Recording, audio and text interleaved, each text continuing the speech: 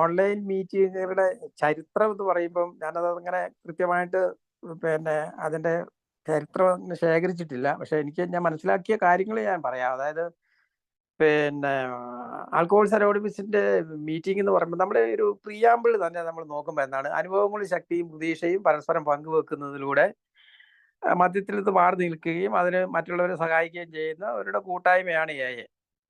അപ്പം നമ്മൾ ഈ അനുഭവവും ശക്തിയും പങ്കുവെക്കണമെങ്കിൽ നമ്മൾ മീറ്റ് ചെയ്യണം.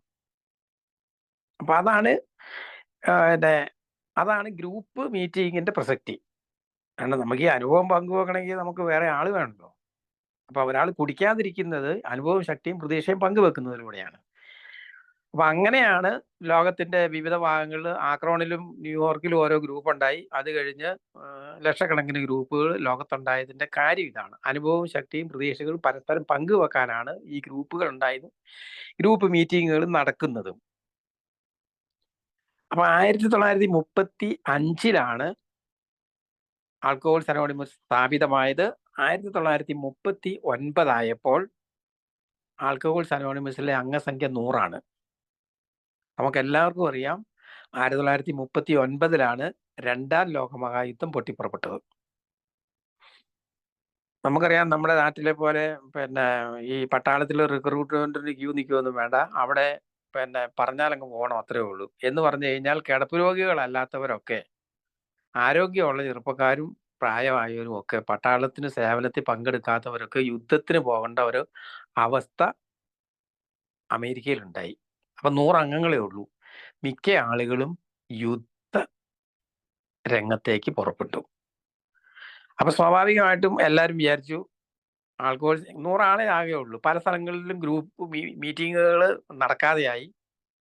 എല്ലാം തീർന്നു എന്നാണ് എല്ലാവരും കരുതിയിരുന്നത്. പക്ഷേ അന്ന് സാധ്യമായ മാർഗങ്ങൾ ഉപയോഗിച്ച്, വയർലെസ് സെറ്റുകൾ, അല്ലെങ്കിൽ ഫോൺ അന്നുണ്ടോ എന്ന് എനിക്കറിയത്തില്ല, എന്താണെങ്കിലും യുദ്ധരംഗത്ത് അവർ ഉപയോഗിക്കുന്ന വാർത്താ പിന്നെ വിനിമയ മാർഗങ്ങളിൽ പലതും ഉപയോഗിച്ച് ഇവർ പരസ്പരം ബന്ധപ്പെട്ടുകൊണ്ടിരുന്നു എന്നാണ് പറയുന്നത്. എന്താണെങ്കിലും യുദ്ധം കഴിഞ്ഞപ്പോൾ, 45 യുദ്ധം കഴിഞ്ഞപ്പോൾ ഈ പിന്നെ സ്വാഭാവികമായും കാര്യങ്ങളൊക്കെ നേരെയായി. മീറ്റിങ്ങുകൾ അധികം ഭംഗിയോടെ നടക്കാൻ തുടങ്ങി.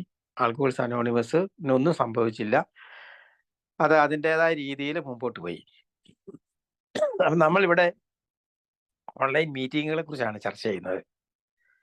നമുക്ക് എല്ലാവർക്കും അറിയാം 2019 കോവിഡ് വന്നപ്പം മീറ്റിങ്ങുകൾ സ്വാഭാവികമായിട്ടും നമ്മുടെ നാട്ടിലൊക്കെ നിന്നുപോയി, പ്രത്യേകിച്ച് കേരളത്തില്. അപ്പം സ്വാഭാവികമേ എന്ത് ചെയ്യും, കുറെ ആളുകൾക്ക് സ്ലിപ്പ് ആവുകയും ചെയ്തു.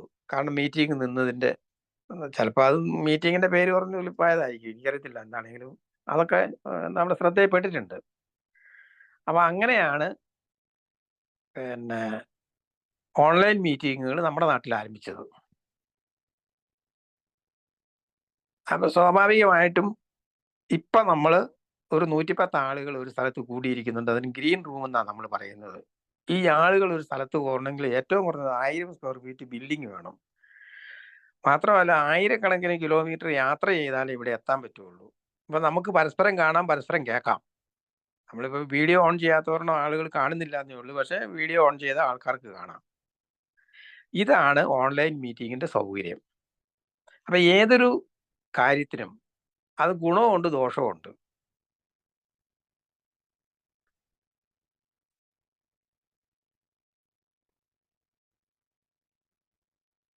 ഏതൊരു കാര്യത്തിനാണെങ്കിലും അതിൻ്റെതായിട്ടുള്ള ഗുണമുണ്ട്, ദോഷമുണ്ട്. ഞാൻ കുറച്ചു നേരത്തേക്ക് വീഡിയോ ഓണാക്കാം, അത് കഴിഞ്ഞ് അങ്ങ് ഓഫാക്കിയേക്കാം. ഓക്കെ, എല്ലാവരും കണ്ടു എന്ന് വിചാരിക്കുന്നു. അപ്പൊ ഇന്നത്തെ കാലത്ത് നമുക്കറിയാം, നമ്മൾ ആൽക്കഹോൾസ് അനോണിമസിലെ ഏഴ് അംഗങ്ങൾ എന്ന് പറയുന്ന ആളുകൾ മറ്റ് ഗ്രഹത്തിൽ നിന്ന് വന്നവരൊന്നുമില്ല, നമ്മുടെ ഭൂമിയിൽ താമസിക്കുന്ന മനുഷ്യർ തന്നെയാണ്. സാധാരണ മനുഷ്യർ ജീവിക്കുന്നത് പോലെ ജീവിക്കാൻ ശ്രമിക്കുന്നവരാണ് നമ്മൾ. സാധാരണ മനുഷ്യൻ്റെ വ്യത്യാസം നമുക്കുണ്ട്, നമുക്ക് രോഗമുള്ളതുകൊണ്ട്. അതൊരു അസാധാരണമായ രോഗമുണ്ട്. അതുകൊണ്ട് സമൂഹത്തിൽ ചെറിയ ഒറ്റപ്പെടലുകളൊക്കെ നമുക്കുണ്ടെങ്കിൽ പോലും നമ്മൾ സാധാരണ മനുഷ്യർ ജീവിക്കുന്നത് പോലെ ജീവിക്കാൻ ശ്രമിക്കുന്നവരാണ്. നോക്കണം, മന്ത്രി ഫയലൊപ്പിടുന്നത് ഓൺലൈനിലാണ്. പല പ്രമാദമായ വളരെ സീരിയസ് ആയിട്ടുള്ള കോംപ്ലിക്കേറ്റഡ് ആയ ഓപ്പറേഷനുകൾ നടക്കുന്നത് ഓൺലൈനിന്റെ സഹായത്തോടെയാണ്. ഈ TV ഒക്കെ വന്നു കഴിഞ്ഞപ്പം, ഇന്റർനെറ്റ് വ്യാപകമായപ്പം പുരോഹിതന്മാരൊക്കെ പറഞ്ഞ് പിള്ളേരൊക്കെ ഭക്തിയൊന്നുമില്ല, ഇപ്പൊ അവർക്ക് അവരെല്ലാം TV-യുടെ മുമ്പിൽ ഇരിക്കുവാന്ന് ഭയങ്കരമായിട്ട് പരാതി പറഞ്ഞു. പുരോഹിതന്മാർ ഇപ്പൊ കുർബാന ചെല്ലുന്നത് ഓൺലൈനിലാണ്, ഇന്റർനെറ്റിലാണ്, ചാനലുകളിലാണ്. അതുപോലെ പല മീറ്റിങ്ങുകളും നമുക്കറിയാം, പല മീറ്റിങ്ങുകളും നടക്കുന്നത് ഓൺലൈൻ മീറ്റിങ്ങുകളാണ്. കാരണം ഇത് ഒത്തിരി സൗകര്യങ്ങൾ ഇതിനൊന്നുണ്ട്. യാത്ര ചെയ്യണ്ട, പിന്നെ ഒന്നിച്ചു ചേരാൻ പിന്നെ സ്ഥലം ഒരുക്കണ്ട, ചായ കൊടുക്കണ്ട, ഇങ്ങനെ ഒത്തിരി സൗകര്യങ്ങൾ ഈ ഓൺലൈൻ മീറ്റിങ്ങുകൾക്കുണ്ട്. അപ്പൊ അതുപോലെ തന്നെ ഇന്റർനെറ്റ് വന്നു കഴിഞ്ഞാൽ എല്ലാവരും തൊഴിൽ പോകുന്ന ഒരു ഭയങ്കരമായിട്ടുള്ള ഒരു പരാതി ആദ്യകാലത്തുണ്ടായിരുന്നു. നമുക്കറിയാം, ഈ എന്താണെങ്കിലും ഓൺലൈൻ മീറ്റിങ്ങുകളുടെ വരവോടുകൂടി ആൽക്കഹോൾസ് അനോണിമസിലെ അംഗസംഖ്യ കുറയുകയാണോ കൂടുകയാണോ ചെയ്തെന്നുള്ളതിനെ കുറിച്ച് ഒരു തർക്കത്തിന് ഞാനില്ല. എന്താണെങ്കിലും എൻ്റെ അഭിപ്രായം അംഗസംഖ്യ വർദ്ധിച്ചു എന്നാണ്. കാരണം ഒത്തിരി ആളുകൾ ഓൺലൈനിൽ സോവറായ ആളുകൾ എനിക്ക് നേരിട്ട് പരിചയമുള്ളവരുണ്ട്. അപ്പം ഈ ഓൺലൈൻ മീറ്റിങ്ങുകളുടെ പ്രസക്തി ഇതാണ്. ഇതിനകത്ത് ഒത്തിരി സൗകര്യങ്ങൾ നമുക്കുണ്ട്. അപ്പൊ ഈ നമ്മൾ ഈ 2019 കോവിഡ് വന്നപ്പം കേരളത്തില് പിന്നെ ലോകത്തിന്റെ വിവിധ ഭാഗങ്ങളുള്ള ആളുകൾ, പ്രത്യേകിച്ച് മലയാളം സംസാരിക്കുന്ന ആളുകൾ, പല രാജ്യങ്ങളിലുള്ളവർ തമ്മിൽ ഒത്തുചേർന്ന് മീറ്റിങ്ങുകൾ നടക്കുന്നുണ്ട്. അതുപോലെ തന്നെ കേരളത്തിൽ ഇന്റേണലായിട്ട് കേരളത്തിൽ മാത്രം നടക്കുന്ന ഒത്തിരി ഓൺലൈൻ മീറ്റിങ്ങുകളുണ്ട്. ഇതൊക്കെ മദ്യാസക്തന് ഒത്തിരിയേറെ പ്രയോജനം ചെയ്യുന്നുണ്ടെന്ന് തന്നെയാണ് നമുക്ക് മനസ്സിലാക്കാൻ സാധിക്കുന്നത്. അപ്പൊ ഇവിടെ മീറ്റിംഗ് എങ്ങനെ നടത്തണം, ഇപ്പൊ അതായത് നമുക്കറിയാം, നമ്മുടെ അനുഭവ ശക്തിയും പങ്കുവെക്കാൻ നമ്മൾ മീറ്റ് ചെയ്യണം. അത് എങ്ങനെ നടത്തണമെന്ന് ആൽക്കഹോൾസ് അനോണിമസ് ഒരിടത്തും പറഞ്ഞിട്ടില്ല. ഇപ്പൊ ചില സ്ഥലത്ത് രാവിലെയാണ് മീറ്റിംഗ്, ചില സ്ഥലത്ത് വൈകുന്നേരമാണ്, ചില സ്ഥലം മീറ്റിങ്ങിന്റെ ഇടയ്ക്ക് ചായ കൊടുക്കും, ചിലപ്പോൾ മീറ്റിംഗ് കഴിഞ്ഞിട്ട് ചായ കൊടുക്കും, ചില സ്ഥലത്ത് ചായ കൊടുക്കത്തേ ഇല്ല, കാരണം അവിടെ ചായക്കട ഉണ്ടാവത്തില്ല. അപ്പൊ ഈ മീറ്റിങ്ങുകൾ എങ്ങനെ നടത്തണമെന്നുള്ളതിനെ കുറിച്ച് തീരുമാനിക്കേണ്ടത് ഗ്രൂപ്പിലെ അംഗങ്ങളാണ്, ഗ്രൂപ്പ് നടത്തുന്ന അംഗങ്ങളാണ്. അപ്പൊ നമ്മളെ സംബന്ധിച്ചിടത്തോളം ഇന്ന് കാലം പുരോഗമിച്ചു. നമ്മൾ ഈ പുരോഗതിക്കൊപ്പം നമ്മൾ നീങ്ങേണ്ടതുണ്ട്. അതുകൊണ്ട് തന്നെ പലപ്പോഴും ഏതൊരു രീതിയിൽ നമ്മളിപ്പം പിന്നെ ഫിസിക്കൽ മീറ്റിങ്ങുകൾക്ക് അതിൻ്റെതായ പരിമിതികളുണ്ട്. അതുപോലെ തന്നെ ഓൺലൈൻ മീറ്റിങ്ങുകൾക്കും അതിൻ്റെതായ മെറിറ്റും ഉണ്ട്, ഡീമെറിറ്റും ഉണ്ട്.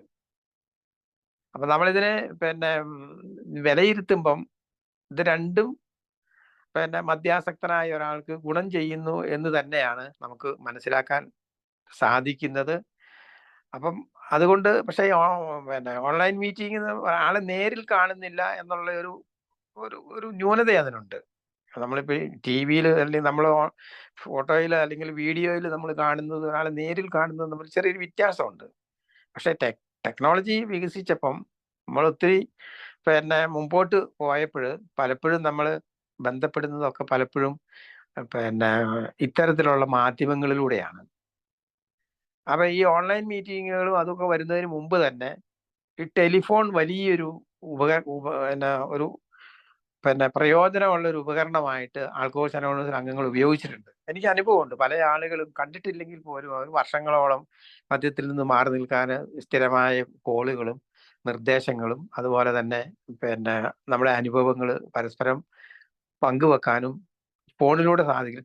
ടെലിഫോൺ തെറാപ്പി അങ്ങനെ ഒരു പിന്നെ വാക്ക് തന്നെ നമ്മൾ AI ഉപയോഗിക്കാറുണ്ടായിരുന്നു ആദ്യകാലം മുതൽ തന്നെ. ഇപ്പോൾ അത് കൂടുതൽ സാർവത്രികമാണ്. കൂടുതൽ ആളുകൾ പിന്നെ പരസ്പരം അറിയുന്നതും ബന്ധപ്പെടുന്നതും ഫോൺ ഉപയോഗിച്ചിട്ടാണ്. അപ്പൊ നമ്മള് പിന്നെ കുറച്ചുകൂടി പിന്നെ നൂതനമായ മാർഗങ്ങൾ ഉപയോഗിച്ച് കുറച്ചും കൂടി സൗകര്യപ്രദമായ രീതിയിൽ നമ്മൾ ഒരുപക്ഷെ ഒരു പ്രതിസന്ധിയിൽ 2ാം ലോക മഹായുദ്ധം നടന്നപ്പോൾ അമേരിക്കയിൽ അവർ കണ്ടെത്തിയതുപോലെ തന്നെ കോവിഡ് വന്നപ്പോൾ നമ്മൾ കണ്ടെത്തിയ ഒരു പ്രതിവിധിയാണ് അല്ലെങ്കിൽ ഒരു പരിഹാര മാർഗമാണ് ഓൺലൈൻ മീറ്റിങ്ങുകൾ. ആ മീറ്റിംഗ് പിന്നീടും തുടർന്ന് കൂടുതൽ ഫലപ്രദമാണ് എന്ന് കണ്ടതുകൊണ്ട് ഇപ്പോഴും തുടർന്നു പോകുന്നു എന്ന് മാത്രം.